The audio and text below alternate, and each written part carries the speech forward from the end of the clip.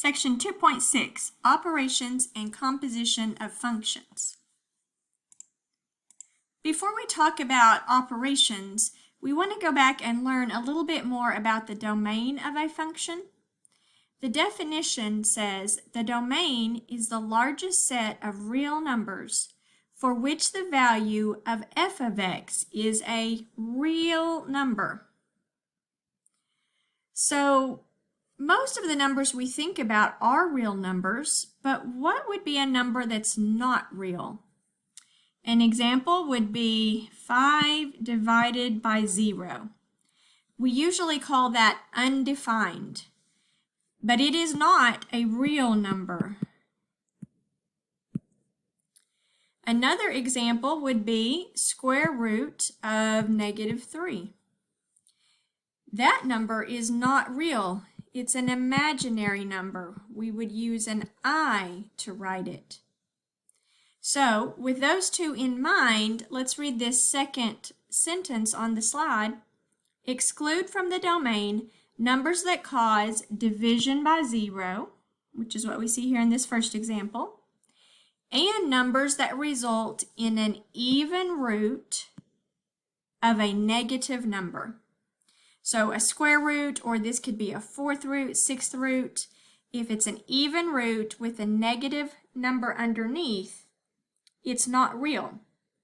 So any value of x that causes one of those two things to happen has to be excluded from the domain. So there's really 3 types of problems we're going to see here. Let's look at just this first one. If a variable appears in a denominator, then we're going to set the denominator equal to 0 and solve, and whatever value we get, we exclude that number from the domain because that number causes division by 0. The second type, a variable appears in the radicand, that's the part that is underneath the radical symbol, of an even root. When that happens, the way we solve to find the domain is to set the radicand greater than or equal to 0. It is okay to have 0 under the radical, just not a negative number. And then the third, what if we have a variable in the denominator and in the radicand of an even root? So, for example, you have a fraction, let's just say it's 1 over square root of x. So now your variable is in the denominator and in the radicand both. So in this case, it can't equal 0 just because it's in the denominator. Up here on number 2, it could equal 0. This would not be in the denominator, and we just need it to be positive. But if it's in the positive or 0. But if it's in the bottom, it cannot be 0, and under the radical, it cannot be negative. So then you just set the radicand greater than 0, no equal to bar in that situation. Okay, so let's practice with some examples, and hopefully that'll help understand those statements. It says, find the domain of each function. Write the domain using interval notation. So interval notation is what we used when we were solving inequalities, and so we should be somewhat familiar with that already. We also used it in writing the domain when we were looking at graphs. So number 1, f of x equals x squared minus 7x. So on the previous slide, we saw 3 types of problems that we need to look out for, problems where we have to exclude values from the domain. But number 1 doesn't meet any of those. It does have a variable, but it doesn't have a variable in the denominator or in the radical. So let's make a note of that. There's no variable in the denominator or radicand. There's no variable in the denominator, or, in fact, we don't even see the denominator, so it would just be a 1, or in the radicand. We don't even have a radical. When that happens, x can be any real number, okay? X can be any real number. So to give that in interval notation, we are going to say from negative infinity to positive infinity. We do not need to exclude any values. So whenever this happens, there's no variable in the denominator or the radicand, then our answer is all real numbers. And here's our interval notation. Of course, you could also, in addition to the interval, use this symbol, meaning all real numbers. Okay, number 2. Number 2 goes along with that first type of problem on the previous slide. It has a variable in the denominator. Okay, whenever there's a variable in the denominator, you're going to set the denominator equal to 0.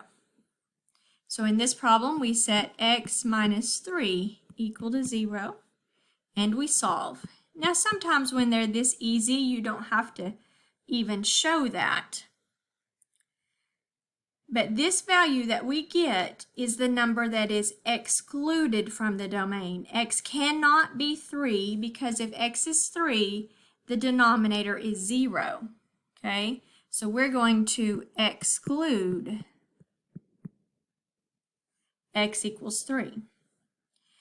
It might be easiest to show that on a graph first and then write the interval. I like to do that. It just helps me picture better how to write the interval. So x can be any number but 3. I'm going to put an open circle on 3, indicating x cannot equal that value. But it could be any of these over here. It could be any of these over here. So we really need 2 intervals. The left side of 3 would be from negative infinity up to 3. Parentheses, because we're not including the 3. And then the second interval, I'm going to leave a little space there, we'll come back to that, is from 3 forever to positive infinity. So again, you need the parentheses because we're not including the 3. And when you have 2 intervals in your answer, you're going to write a symbol in between them like this. It looks kind of like a U, but it doesn't have a tail on it like a U does. It is called the union symbol. And in math, that is a symbol for the word or. So it means the solutions are in this interval or in this interval. So go ahead and try to practice using that symbol if you have more than one interval in your answer. Okay, let's keep going. Number 3 also has variable in the denominator. Doesn't have a radical symbol, so it's that same one we used last time, the first one. The variable appears in the denominator. Then the rule is set the denominator equal to 0 and solve. It doesn't matter what's in the numerator. We're not worried about that. Just set the bottom, the denominator, equal to 0. So this time it's a quadratic equation that we're going to solve. I would try factoring first here. We do not have a GCF, so we're going to reverse FOIL. X and x, factors of 3 that subtract to be 2 are 1 and 3. The signs are going to be different, the larger negative. So a negative 3 and a positive 1. And then we set each of these equal to 0. And I'm going to go ahead and solve that. So if x plus 1 equals 0, I get x equals negative 1. And x minus 3 equals 0, I'm going to get x equals positive 3. So the domain is all real numbers except negative 1 and 3. It can be any other number, but it cannot be those. So we are going to exclude x equals -1 and x equals 3. Let's show it on a graph. So you don't have to number the whole line, just whatever values you have here, put on your number line. Make sure you put the smaller one on the left. And again, I'm just going to put some open circles. I'm not letting x be -1. I'm not letting x be 3, but x could be any other number. It could be any of these. It can be any of these or any of these. So that's really 3 separate intervals we're going to have to write. Let's start at the left, and it goes forever to the left, so -infinity, up to -1, parentheses because we're not including the -1. Then you're going to use that union symbol. Next interval is from -1 to 3. And again, we're not including, so parentheses, another union. And the last interval starts at 3 and goes to positive infinity. And that is a way of writing all real numbers except -1 and 3. Okay, number 4. Doesn't have a denominator to worry about here, but we have the radical.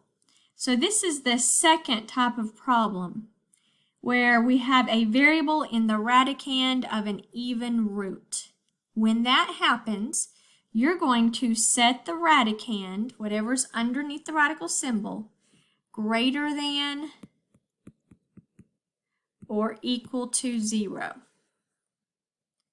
Greater than or equal to 0. Because we need what's inside the radical to either be positive or 0. So let's solve that. We're going to subtract 12 from both sides and divide by 3. We're dividing by a positive number, so we do not need to reverse. It stays greater than or equal to, and we get -4.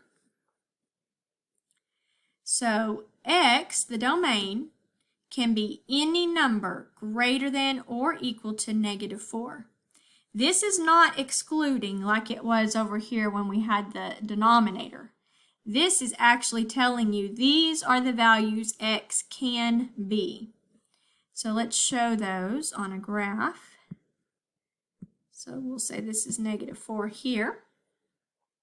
And the domain can be any number greater than, so we're going to shade to the right, or equal to. So you can either put a square bracket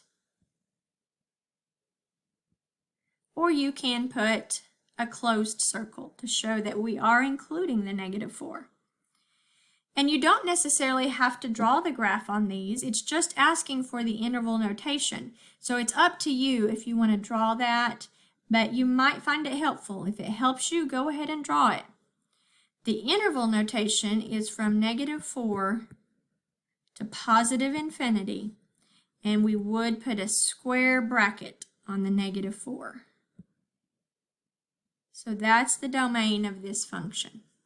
If you put something in over here that's not shaded, it would cause a negative number under the radical, and then that value would not be a real number.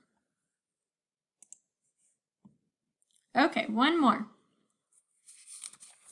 This one has a variable in the denominator and a radical in the denominator. So it's the third case that we looked at earlier.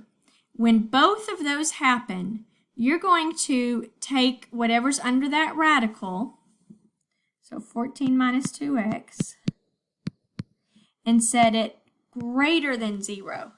No, do not write an equal to bar. Because it's in the denominator, it can't equal 0. If it were in the top, then we would need the equal to bar. But because the radical's in the bottom, no equal to bar. Okay? And then we solve, so we're going to subtract 14 first of all. and divide both sides by -2. So since we're dividing by a negative, we need to reverse the symbol, and negative divided by negative is going to make this +7. So the domain are all real numbers that are less than 7, not including the 7. So either an open circle or parentheses, and we're shading left of 7. Parentheses there, shading left. So in interval notation, always write it left to right. It would be from -infinity up to 7, not including the 7. So this is what our answer is in interval notation. So maybe we should put a note out here, and something you might want to put on your note sheet for the next test. And you may even want to, let me go back to that slide. This slide that tells you the 3 different things that can happen in these problems and what to do in each case. That might be something that you would want to put on your note sheet if you find, once you start doing the homework, if you find you're having trouble with these, you might put that on there. So out to the side here, let's make a note. There's no equal to bar.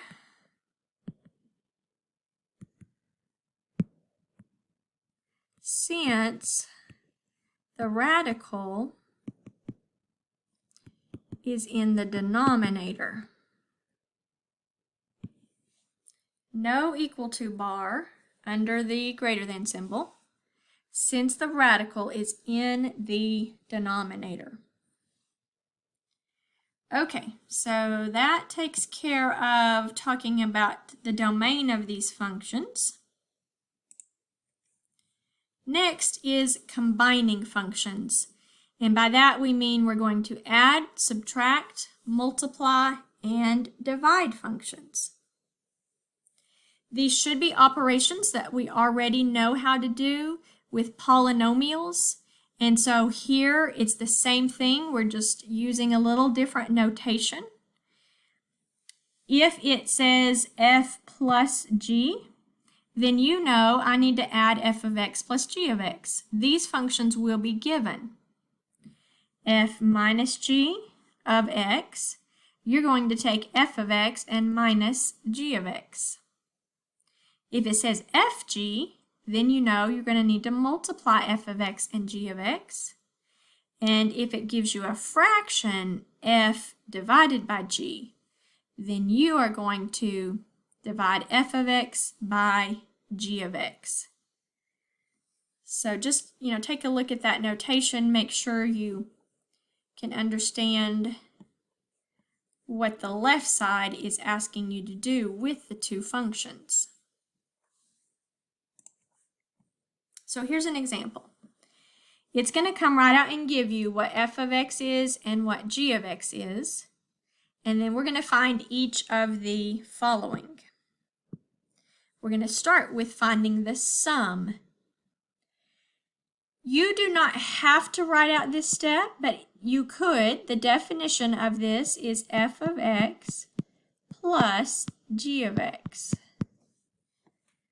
Again, I won't require that you write that step. I'm just going to go ahead and write it this first time so that we make sure and understand exactly what's being done here. And then on the next step, we're going to substitute. For f of x, we're going to put 2x minus 1. And I'm going to put it in parentheses to just kind of separate it. Then we have our plus, and then our g of x. X squared plus x minus 2. Okay, so this is just like adding polynomials. All you do is combine like terms. When you're adding, combine like terms. So from all of these, we have just this 1x squared term. We're going to put it first. We have a 2x plus x. 2x plus x, that's going to be a plus 3x. And we have a -1 plus a -2 is going to make a -3. And then you stop. You do not have to try to factor that. You do not need to set it equal to 0 and try to solve it. That's it. You just add them, combine like terms, and stop. Okay, part B, subtraction means, okay, we're going to do f of x minus g of x. So let's substitute 2x minus 1 for f of x minus parentheses. And these parentheses are required here. And I'll show you why. The rule for subtraction is you need to distribute that minus to all of the terms that follow it. This first function is just going to stay like it is. You can take the parentheses off. I suppose you could think of it as distributing a +1 to take the parentheses off. And then over here, it's like distributing a -1.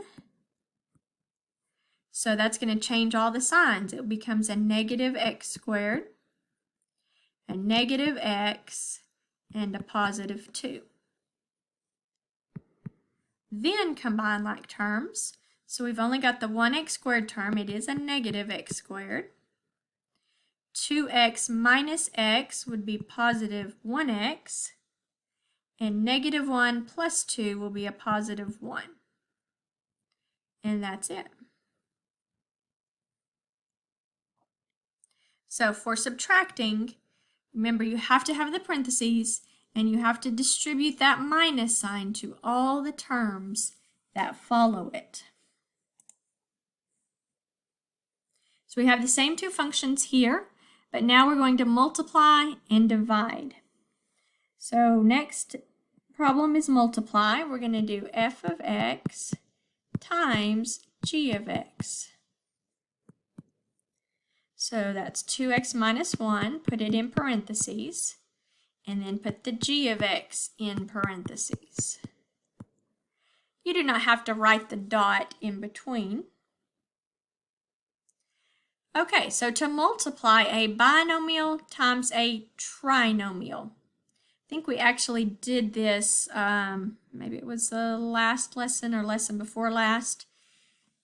We distribute. So we're going to start with the 2x and distribute it. Let's start with 2x times x squared would be 2x cubed. 2x times x would be 2x squared. And 2x times -2 is -4x. Then you're going to come back and get the -1 and distribute it. So -1 times x squared, -1 times x is -x, and -1 times -2 is a +2. And now combine like terms. So we've just got the 2x cubed term. We've got 2x squared minus x squared. 2 minus 1 would be +1, so a +x squared. We've got a -4x and a -x. Same signs, add and keep the sign. And then our +2. And that's it. So distribute, combine like terms. All right, the last part is division. So this means take f of x and write it over g of x. So 2x minus 1 on top, x squared plus x minus 2 on bottom. Now, to simplify that, you would need to check to see, are there any common factors that I could divide out? Well, to check, I would actually have to factor the denominator. So I want you to go ahead and do that. If either the top or the bottom can be factored, go ahead and factor it. So factors of 2 that subtract to be 1 are 1 and 2. different signs, larger positive. Now, it turns out that neither one of those factors is the same as the factor on top, so we cannot cancel anything, and we're just going to leave it right like that. I want you to go ahead and leave it factored out so that we can see we don't have any common factors. Now, when we did the addition, subtraction, and multiplication, I did not have you factor it, and I don't want you to. The only reason we're factoring here, just the denominator there, of course the numerator doesn't factor, but just to check to see if it could simplify. When you have a fraction, then you do need to factor if possible. Okay, let's try another example. So we've got f of x is 3x plus 2. And g of x is x minus 5 over 4. So we do have a fraction here, and that may require you to remember some fraction operations that you haven't done in a while, but we'll talk about them as we go. So this time I'm not going to actually write out the f of x plus g of x. Feel free to do so if you feel like you need to. I'm just going to go ahead and write, okay, my f of x is 3x plus 2. And I'm going to add that to a fraction. So I really need then to make that 3x plus 2 a fraction. So I'm going to put a 1 under it. And I'm going to add it to g, which is x minus 5 over 4. Well, we know to add fractions, you have to have a common denominator. So if I have a 1 and a 4, then 4 is my common denominator. So I would need to multiply this one by 4, and whatever I do to the bottom, I have to do to the top. So on the top, you're going to go ahead and distribute. The 4 would be 12x plus 8 all over 4. And then this one already had a 4 on bottom. Now, to add fractions that have the same denominator, you just add the numerators only. You do not add the denominators. So to add the numerators, we're combining like terms.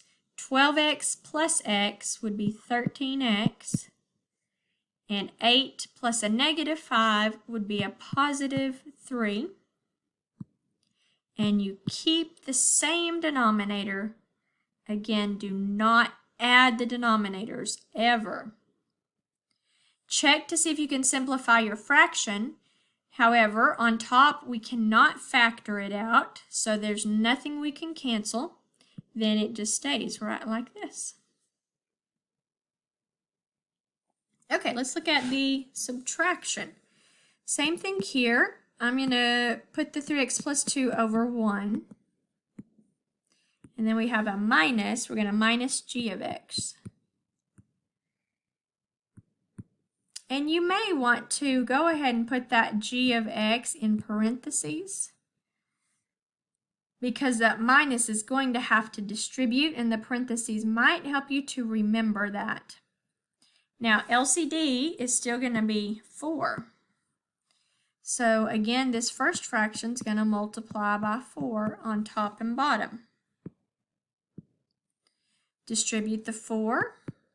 So again, like the addition, we get 12x plus 8 over 4. And I'm going to go ahead on this step and just keep this the same. So when I get ready to combine the numerators, I have to distribute the minus to both of these terms. So I'm going to write out an extra step here. I'm going to keep the 12x plus 8, and then it will become a negative x and a positive 5 over my common denominator.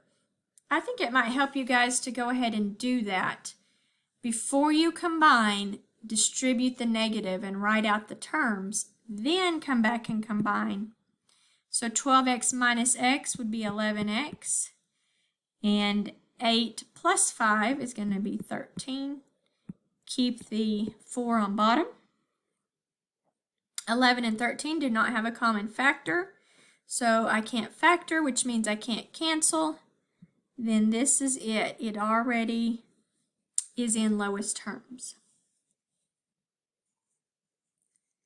Okay, so just remember, adding and subtracting with a fraction requires an LCD.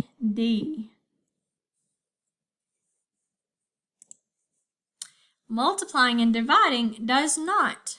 These are actually easier. Now I'm still going to go ahead and write my f as a fraction. 3x plus 2 over 1. And I'm going to multiply that by x minus 5 over 4. And with multiplication, you just multiply straight across. You do not need a common denominator. However, rather than actually multiplying and doing FOIL with these two numerators, I just want you to put them next to each other in parentheses. It's 3x plus 2 times x minus 5. All over, and then on bottom we do 1 times 4 is 4. I want you to keep it factored out like that so that you can see if there's any factors that could cancel. And there is not, but we're going to leave it in that form. Okay, division. Since I have a fraction for g, rather than using a fraction bar, I'm going to use the division symbol that looks like this. So we're going to take f of x, 3x plus 2 over 1, divided by g of x. And the rule for dividing fractions is to multiply by the reciprocal. The first fraction stays the same. Then you change your operation to multiply, and you flip the second fraction. Now you're ready to multiply across the top. Again, I'm not actually going to multiply. I'm just going to write these next to each other. I would put the 4 in front and then the 3x plus 2. Use parentheses to show that these are multiplied. And then on the bottom, 1 times x minus 5 is x minus 5. I cannot cancel anything out, so this is my answer. So for multiplication and division, no LCD. You do not need the same denominator. You just, when you're multiplying, you go straight across the top, straight across the bottom.